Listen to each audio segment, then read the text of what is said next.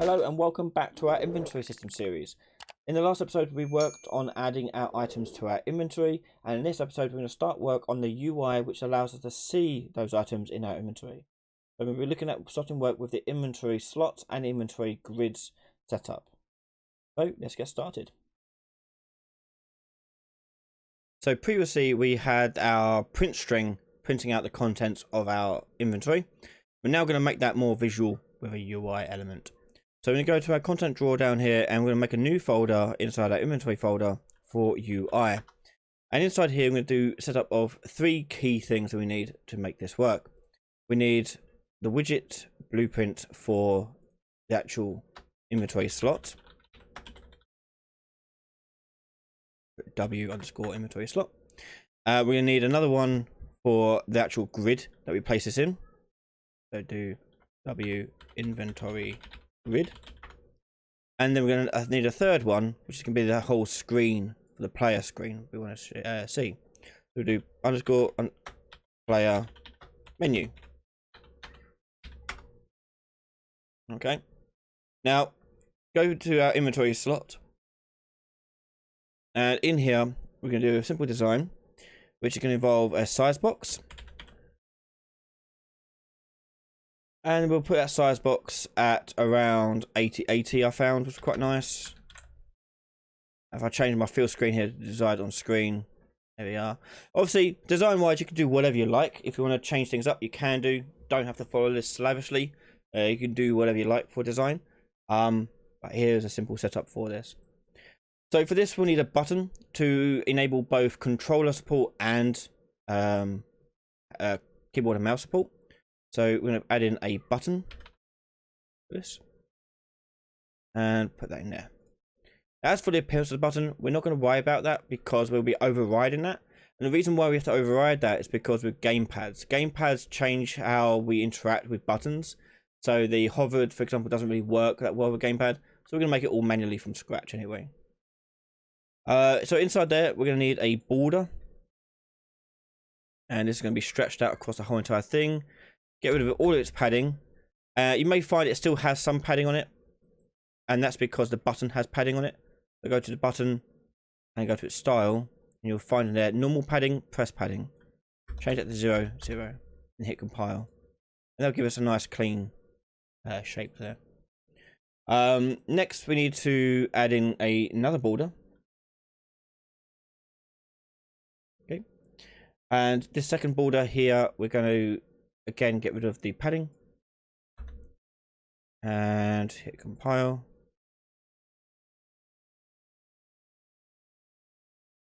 Oh, it's here, sorry. There you go. And actually instead, let's have padding of say 2.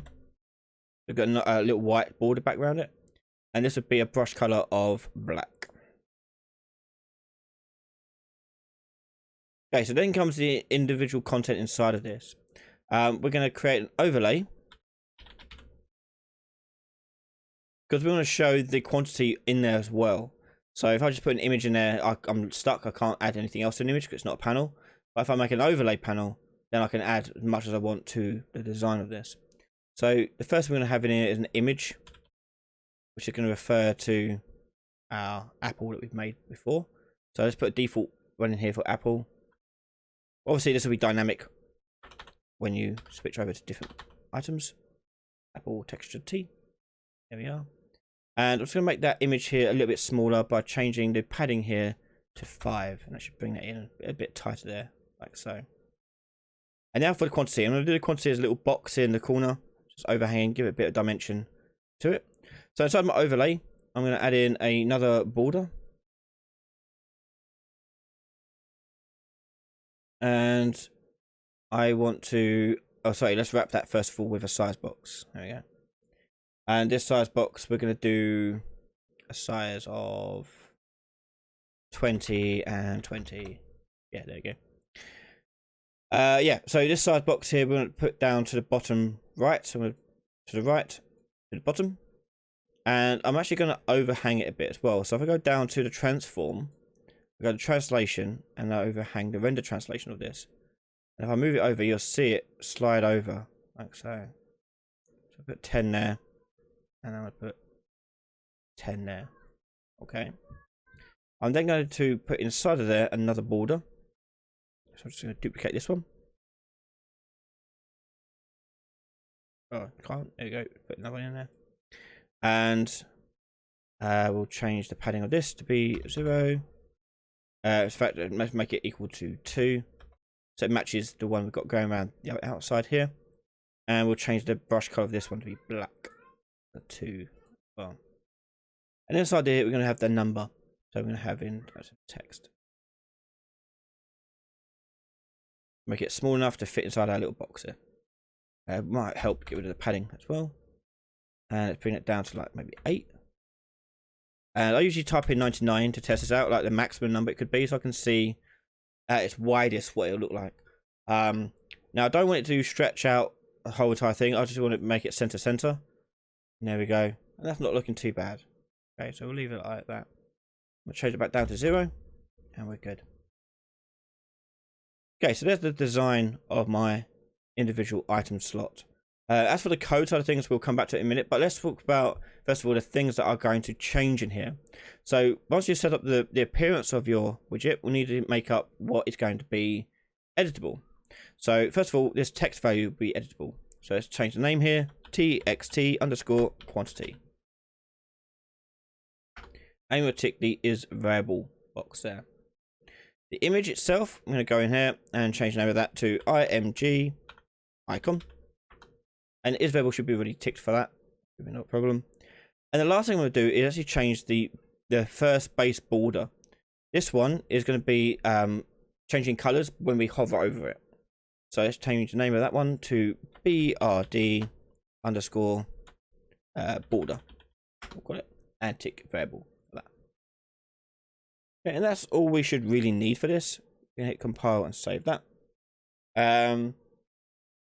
And then we're going to go to the graph. And in the graph here, we're going to do a very simple thing to build out the appearance of our slot. We're not doing any interaction stuff just yet.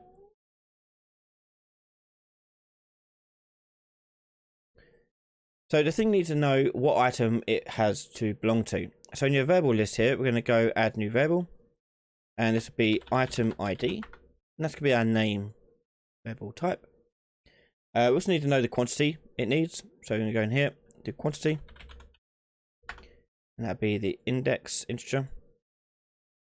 Now, other things that are useful for it to know about are the inventory component.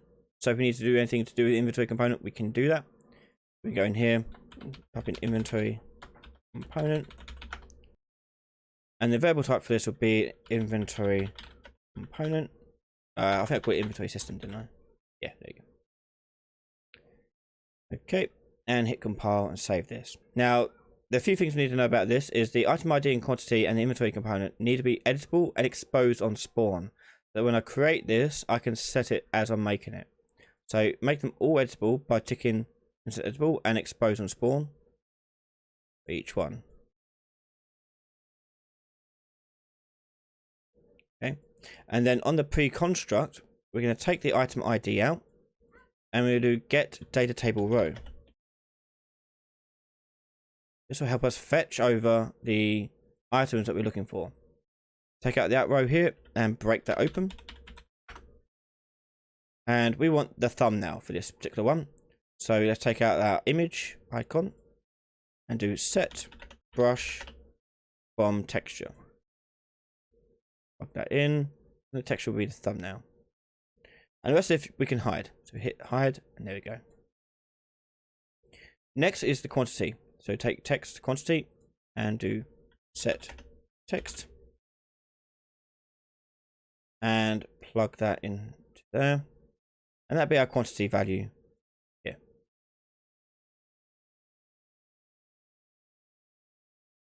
Okay. So next, you actually may want to make it so that the quantity value it doesn't show when the box is empty. Okay, so what we're going to do is we're going to say we want to make this image and the box, this text quantity is in, disappear when it's empty. So let's take the box for the quantity itself, which is the size box here, and I'm going to name this one box underscore quantity and tick variable. And on the graph here, I'm going to take both the box quantity out and the image icon itself out and do set visibility. Okay, so if it gets this far, we want this to be visible for both of these. But if it goes to row not found, meaning we haven't got actually anything attached to it, we want to set these here to hidden. I'm going to copy that and bring it down here to row not found so that they become hidden. Okay, and that is it. So if I hit compile and save that, and you'll see it disappears in here. But if I wanted to test it out, I can go into my item ID over here and just type in the word apple. And you can see it now appears all that data in place. And I can type in any value here, and it'll reflect that there in the box. Okay, hit compile, save that. Okay, so next thing we'll do is the grid itself. So we're going to go into our grid.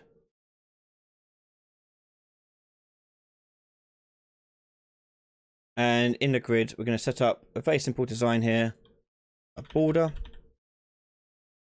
And this border here is going to be brush color, black, 0.5, so see-through looking thing. And inside of there, we're going to have a scroll box and the grid we're going to use for this. So we're going to do a scroll box. And we want one of these just in case the window we make here is too small for the amount of slots we have. Or play upgrades and more slots than they can show. We can then scroll through them. And inside that scroll box, we're going to have a wrap box. And the wrap box basically allows us to insert as much content as we like, and it will just go to the next line when it fills up one row automatically for us. And I'm going to name this wrap box here box grid, we'll call it. And all of this we're going to do desired on screen. Okay. So you can, oh, not desired on screen, but you can see it's not filled up the whole entire screen. It's a unique thing. Because it doesn't really matter what you have it set to here. But there we go. There's our design for this. So next we're going to go to its graph. And on the graph we need to know the inventory component this thing is building for.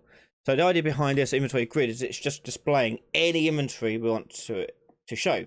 That means we can reuse the same asset for when we do the containers later on.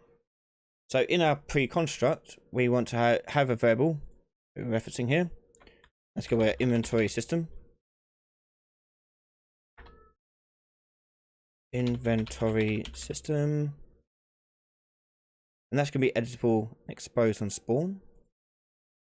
And in our pre-construct for this, we're going to take out our inventory component. We'll first of all change this to a validated get. So if we don't actually set one for this, we don't want it to error out. So that's okay there. We're then going to get its content and do a for each loop on that content. By the way, if you've ever wondered what these two little dots mean, that means it's replicated in multiplayer. So on for each here, we're going to take out the array element and break that open. Get the individual item and quantity. And then I'm going to do create widget and choose the inventory slot we just made. And plug that into there and plug quantity into there. And inventory component is going to be our inventory component over here. And our variables we just made. And then we want to add it to our box. Now at the moment our box is not available to us, so we need to go back to our designer, click on the box grid and tick its variable, compile it, then go back to the graph, and it should now be there. Get that, and then you do add child to wrap box. Plug that in and make sure you plug the return value into the content there. Okay, and that's it for now. We'll hit compile there and save that. And then finally we've got the player menu. So let's go into our player menu. And this one we're going to have a canvas panel. And this is one that takes up the whole entire screen. So we can put a canvas panel in. And then we're going to put in our inventory grid into there. And now you can place it and size it however you want, wherever you want. So I'm going to put mine over here on the left hand side and anchor it to the left. Holding Control Shift to put it perfectly in line. And I'm just going to change the position here to be 150. Maybe 50. And then size, I'll do 800 by 400. Compile and save. Okay. I then want to go to my event graph and make sure it is using the correct inventory component for my player character. So in pre-construct, I'm going to do get player character.